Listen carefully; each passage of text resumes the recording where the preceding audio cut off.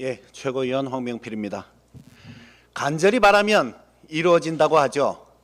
그동안 윤 어게인을 외친 사람들의 간절함이 통했는지 윤석열이 다시 구속되었습니다. 윤 어게인 구속 축하드립니다. 어떤 사람에겐 육체적 고통이 힘들고 윤석열에겐 술이 없는 것이 힘들겠지만 상식을 가진 국민들에겐 죄 지은 자가 뻔뻔하게 웃으며 활보하는 모습이 고통이었습니다. 이제 시작입니다. 많은 것들을 바로잡아야 합니다. 요즘 세상에 우울증 때문에 병원에 걸어들어가 걷지 못할 정도로 악화되었음에도 의사가 웃으며 강제 퇴원시키는 비인간적인 일이 있어서야 되겠습니까? 구약을 통째로 외워 기적이 일어난 것인지 3분간 휠체어를 타고 어지럼증이 치유되어 벌떡 일어난 김건희가 집안에서 과일을 먹느라 전화를 안 받아서 학위 취소를 못하고 있다는 말 같자는 소리를 계속 들어서야 되겠습니까? 표절검사 프로그램에 넣으면 30초 안에 답이 나오는 표절조사에 3년이 걸리는 비정상을 바로잡아야 하지 않겠습니까? 뉴라이트가 반민족 행위를 하며 낄낄대는 일을 더 용납할 수는 없지 않겠습니까? SRT 특실의 거북선 일장기가 문제가 되었습니다. 왜 이런 일이 벌어지는 걸까요? 뉴라이트는 이승만도 인정하지 않은 1948년 건국을 우깁니다. 당시 일본은 같은 나라였기 때문에 일본을 위해 일한 것은 애국이지 매국이 아니다라는 헛소리를 짓거립니다. 그러면서 쌀을 수출한 것이지 수탈당한 것이 아니라고 합니다. 국립대에서 헌법을 가르치는 교수라는 자는 문재인 전 대통령이 간첩이라고 합니다. 이것들 보세요. 같은 나라라며 같은 나라끼리 수출이라는 단어를 씁니까? 홈쇼핑으로 물건 사서 서울에서 울산으로 택배 보내면 수출하는 겁니까?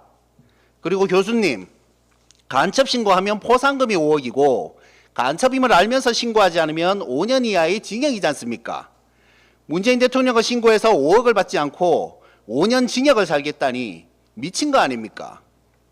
이자들도 알고 있는 겁니다. 스스로 거짓말을 하고 있다는 것을. 이 비루하고 비겁한 자들의 거짓 논리를 사회에서 추방해야 합니다. 정의롭고 용기 있는 사람들이 우리 사회의 주류가 되어야 합니다. 주류 얘기하니 생각났는데 혹시나 서울구치소는 주류가 반입되는 일이 없도록 철저히 감시하기 바랍니다. 짧은 정치 경제 얘기를 드리겠습니다. 소비쿨폰 관련해서 국민의힘이 홍역을 치르고 있습니다. 이분들이 왜 이러는지 제가 쉽게 설명드리겠습니다. 요플레 뚜껑을 핥아먹지 않는 이들이 어떻게 서민의 삶을 알겠습니까?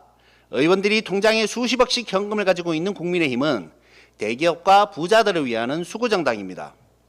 후원금도 뭉태기로 받는 부자정당이죠. 옛날엔 차떼기로 받았는데 요새는 푼돈 50억 정도는 그냥 아들 퇴직금으로 받는다는 소문이 있습니다.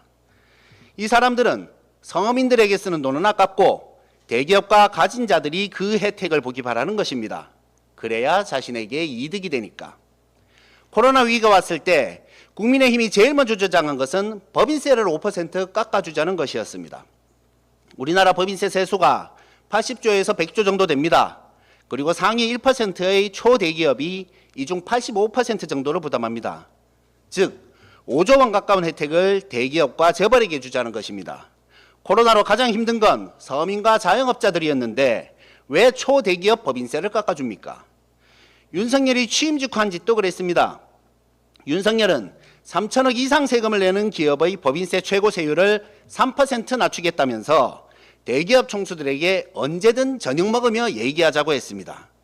세금을 해마다 20, 30조씩 깎아주면서 대통령이 보자고 하면 무슨 선물을 가져가야 될지 고민하지 않겠습니까? 옛날 정경유착도 아니고 이런 부적절한 발언에 대해 어떤 언론도 지적하지 않았습니다. 보통의 국민들이 아니라 부자만을 위하는 국민의힘, 더는 속지 마시길 바랍니다. 이제 일 잘하는 조국혁신당이 있지 않습니까? 저희가 하나하나 다 파서 정의구현을 끝까지 실현하겠습니다. 지켜봐 주십시오.